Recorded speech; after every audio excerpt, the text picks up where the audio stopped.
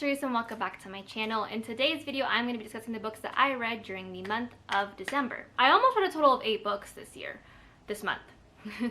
But unfortunately, I ended up getting really busy this week. So, if I somehow finish the book before this video goes up, which should be next Wednesday, Editing Teresa will pop in here with a little clip and a discussion of how much I enjoyed or disliked this book. But like I said, I read a total of 7 books. One book was a physical book. I had 3 arcs and then 3 mangas that I read. So let's just kind of get into it. I'm going to start off with the only physical book that I read during this month, and that is All I Want for Christmas by Maggie Knox. Now, if you guys don't know, I have read Maggie Knox's books before. This is the second book I've read by her. The first one was The Holiday Swap, which was very, very reminiscent of The Princess Switch.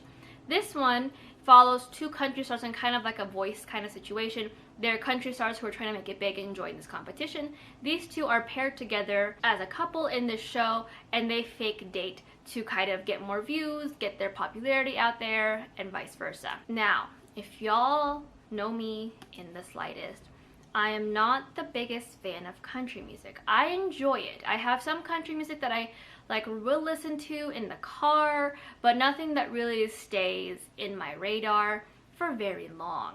It's just like, it's just not my preferred genre. My boyfriend listens to country music, and I listen to that when I'm in the car with him, so I kind of enjoy it, but it's not my preference. That being said, I give this a 5 out of 5 stars. I really enjoyed this book so much more than Maggie Knox's Holiday Swap. I thought that the characters were a lot more well-rounded in this one. They had a lot more personality to them, more backstory, and a lot more just depth to them. I liked the plot and how it progressed. The only thing that I would say that got a little annoying about this book was the amount of miscommunication that happened. Like, obviously, you're on a TV show, there are lights everywhere, there are scripts you have to follow, and like personas you have to embody on these TV shows. So I understood the miscommunication up to a point. But then toward toward the end of the book, where there was like the final straw of miscommunication that happened, I was just done with it. I genuinely was like, how many times are these 2 just gonna make assumptions and just not discuss their feelings or what they saw or what they thought they saw? But it didn't really ruin my enjoyment of the book. As I said, there's like the final last bit of miscommunication that I was like, can we stop it? I need you guys to go to couple counseling, and you're not even a real couple yet. But I really enjoyed it. I liked the family dynamics of each of these books. I liked the relationship between the 2 of them. They're very much rivals to I dislike you to you're kind of cute, oh I kind of like you, and now I'm in love with you kind of vibe. It was very fun, very flirty, a little steamy, and just what I needed to like break up all the things that I was reading and try to catch up on in terms of my arc. Moving on to the 3 mangas that I read. The first one was Hell Girl by Miyuki Eto, or Eto Miyuki. This is the novelization. I guess I didn't know this when I first read this one, which is why I didn't continue on with the series, but the anime came first and then the manga was created. But this is, like I said, it's Hell Girl. It follows kind of like a young girl who, as it sounds, is Hell Girl. It's like an anthology, not anthropologic. That's a completely different situation. An anthology kind of series where the characters are different every single manga, and all of them have one thing in common, and that is at midnight of every night they log on and type in Hell Girl to be able to type in their bully's name or someone who they really hate, to eventually drag them down to hell. And that's where Hell Girl comes in. Enma appears to them and gives them the option. You have this little doll with a little red scarf around it, a little red tie.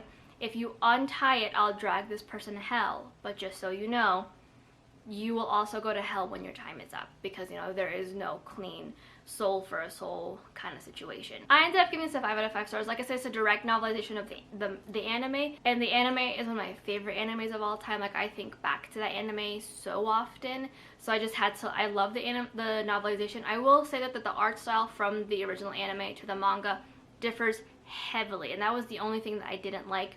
I feel like with how the manga was drawn, we lost a lot of the kind of darker, scarier, creepier elements of the anime. But I still enjoyed it nonetheless. It's my favorite anime of all time, so I'm not going to not dislike the manga. I just don't think I'm going to continue with it, just because it is going to be a novelization of the anime, and it's just going to follow it to boot. And I also was not a fan of the art style.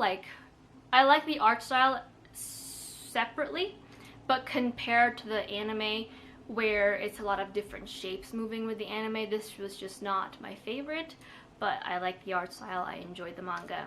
Would recommend if you guys are looking into it. It is like a horror novel, so if you guys are not interested in horror or not a fan, probably not. But like I said, I think this one's a little lighter because of how the art style is, so maybe you won't get as scared. The next two mangas I read is part of a larger ongoing series that I'm still trying to catch up on, and that is The Secrets of the Silent Witch by Matsuri Isora. This follows 15-year-old Monica, who does not like people. She has like terrible social anxiety and almost dropped out of magic school, but she found a way to kind of like rise above it by teaching herself how to chant spells without actually talking, because she struggles with talking because social anxiety. Because of this feat that she's done, she has become one of the 7 sages, I believe, which are like well known for their magical abilities. Because she is like a silent witch, she doesn't say anything, and she's also very hooded and cloaked, and I think the youngest of the 7, she is set on a mission to now socialize. She has to somehow infiltrate this school and become friends with the second prince of this kingdom, and to protect him from any assassination attempts that might be occurring. That is still currently actually occurring as we're speaking. I gave volumes 1 and 2 5 out of 5 stars. I really enjoyed this series. I'm enjoying this series so far, actually. It's like the character is very relatable. All the characters are super funny and very enjoyable. I love reading through the lens of Monica, who's just a socially anxious being who just wants to be left alone. She just wants to be left alone. She doesn't want to talk to anyone, doesn't want to socialize. She likes to talk to her magical familiar cat and just be left alone in the cottage in the woods and not worry about it. I like them both. I like both of them. The progression of the manga is something I've been looking for in a manga for a long time. So I'm highly recommending this one if you guys have not read it yet. It's a fun little goofy situation. That's just a good read. The second to last book I cannot talk about. I talked about this in my Best of 2023 video, but this book is part of the SMP boycott at the current moment. If you guys don't know the full length of the SMP boycott, I will leave the card link down below, but basically we're just asking for accountability from St. Martin's Press and all of their imprints due to some racist remarks that a marketing person who talks to influencers and approves arcs that has been going around. We have not heard back from them since then, so as of right now, it is under boycott. If you guys don't know what this means, at this particular boycott, you can still buy and read the book, so that way you're not harming the authors who did not know this was occurring. However, you are not allowed to market them and discuss them on your channel, so I cannot be discussing this book.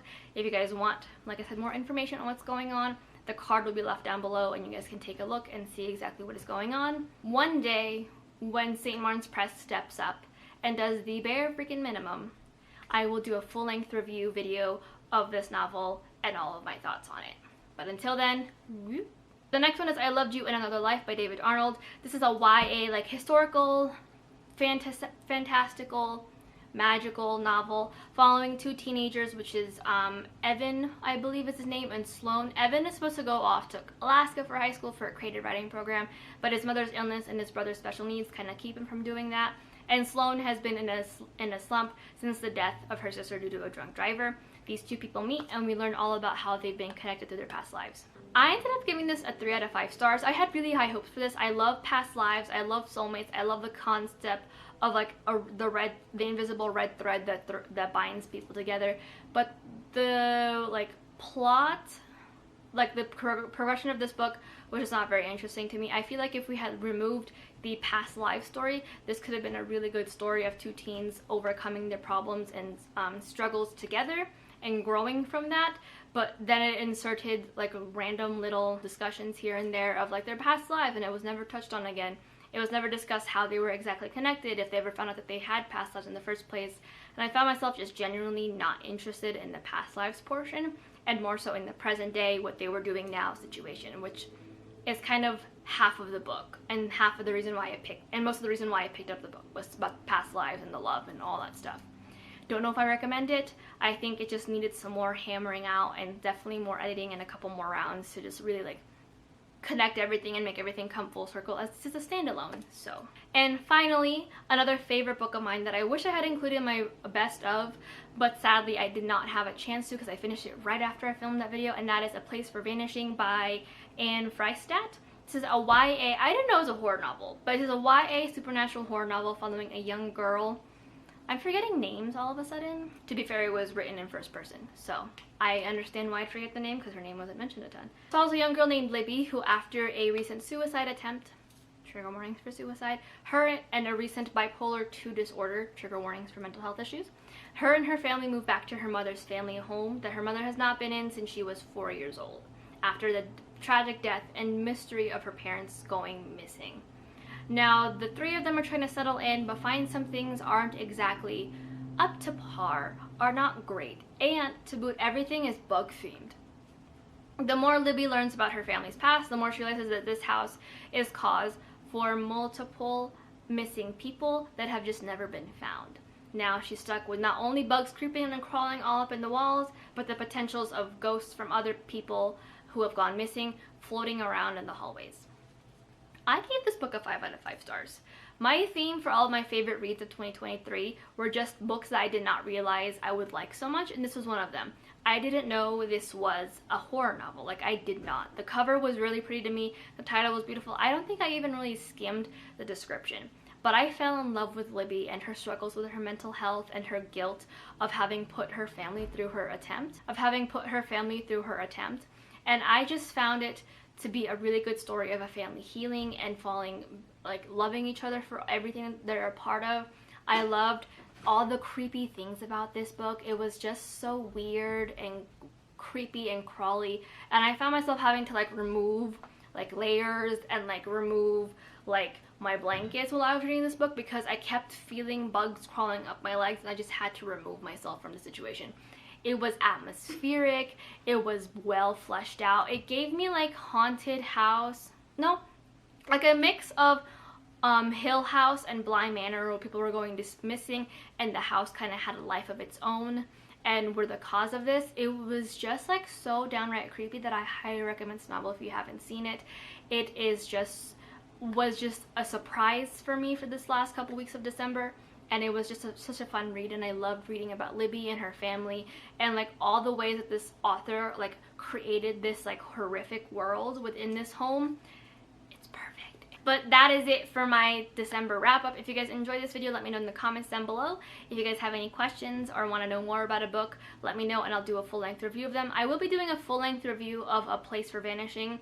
I realized as I just gushed about this book for a couple minutes, but that'll be longer and have more of my thoughts, and that'll be coming out the closer this book comes out, which is January 16th. But until then, hopefully you guys stay safe, and I'll see you guys in my next video. Bye!